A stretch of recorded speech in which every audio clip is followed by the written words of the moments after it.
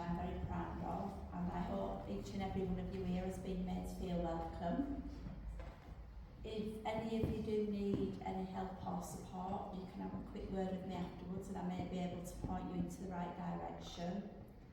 Before I became a counsellor 8 years ago, I volunteered in my community for over 40 years. I worked at Bernardo's for a volunteer, which I really enjoyed immensely. And from that volunteering work and getting involved in the community, I put in lots of funding bids. We got a local healthy living centre. Not just me, we got funding for our local family centre where I set up a neighbourhood nursery 30 years ago, and it's still there today. So throughout all the volunteer work I did, I also set up a youth group called Dream Catchers, which I still run today, but obviously being the Lord Mayor and a councillor, I'm not as active, but I still do the youth groups from age 5 to 25. We do family camps, summer camps, lots of activities.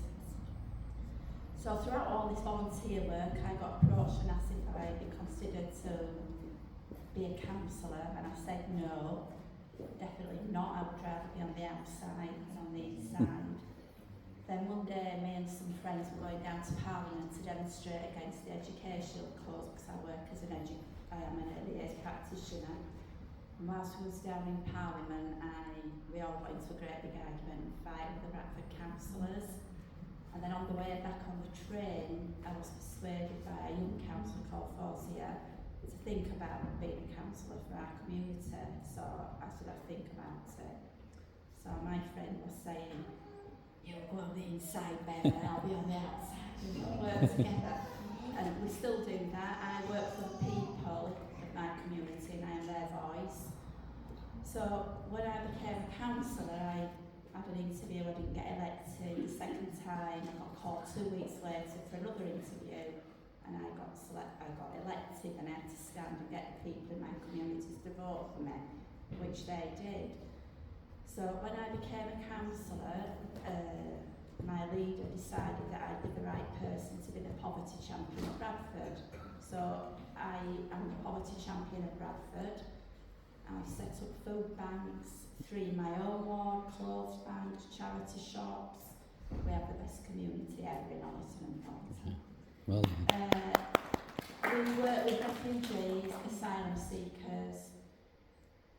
We offer furniture, well, not me personally, but I work with Abdul Seta, Bradford Community Kitchen, I work with the Windrush, I work in partnership right across Bradford.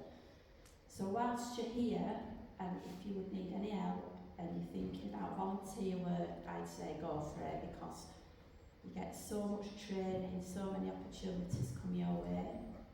If you'd like to set up a food bank in here, honestly, it is so easy. There's a company called Fairshare. I think you pay about £28, £30 a week. And what they do is they deliver once a week to your building. And it is the food from Marks and Spencer, Sainsbury's, Tesco's, Morrison's. It is all due to run out of date. However, what we do every Wednesday and Friday, we set up like a little local shop, and we charge £5 for a great big bag of food, which you're all welcome to attend if you want to do. Fresh fruit, veg, tins, meat. And we do that, and then with the money we get back, we might get 2 deliveries then the following week, and we have more goods to sell to the people like yourselves and other people that may need it. So if any of you want to help or advise and say anything in the community, I can help you with that and point you in the right direction. So apart from that, I'd say welcome to Bradford.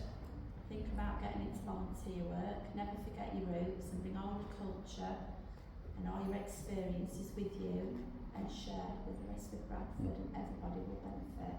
So thank you. Thank you.